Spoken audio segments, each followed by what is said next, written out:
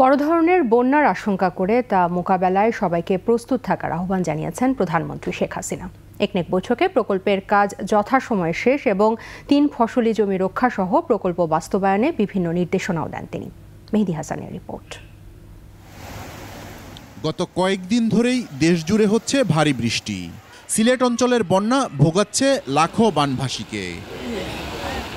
বিদ্যমান আবহাওয়া পরিস্থিতিতে আগামী আগস্ট নাগাদ দেশে বড় বন্যা হতে পারে বলে শঙ্কা প্রধানমন্ত্রী শেখ হাসিনার। জাতীয় অর্থনৈতিক পরিষদ একনেকের বৈঠকে এজন্য আগাম প্রস্তুতির নানা নির্দেশনাও দেন তিনি।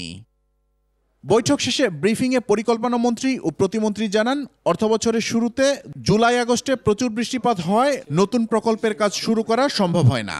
তাই সেই সময় প্রস্তুতি নেওয়ারও আহ্বান জানান প্রধানমন্ত্রী। জুলাই আগস্ট সেপ্টেম্বর পর্যন্ত বৃষ্টি থাকে প্রচুর, এই সময়ে কোনো কাজ করা সম্ভব হয় না। মাটির কাজ কেন কোনো কাজই করা যায় না।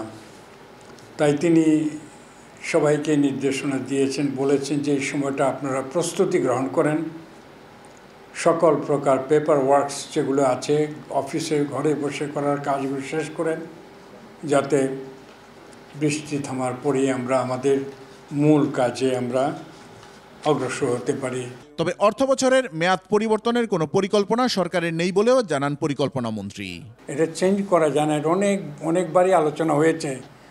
আমার জানা মতে অনেকবারই আলোচনা হয়েছে। আমরা ক্যালেন্ডার ইয়ারের চেয়ে এই যে জুন টু জুলাই এটাই এই দেশে গ্রহণ করে। পার্শ্ববর্তী দেশে অন্যরকম একটু 1-2 মাসের ডিফারেন্স আছে, আমাদের এইটাই আর কি।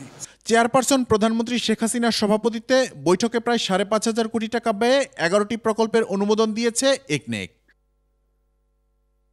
মেহেদী হাসান, 21 টেলিভিশন, ঢাকা।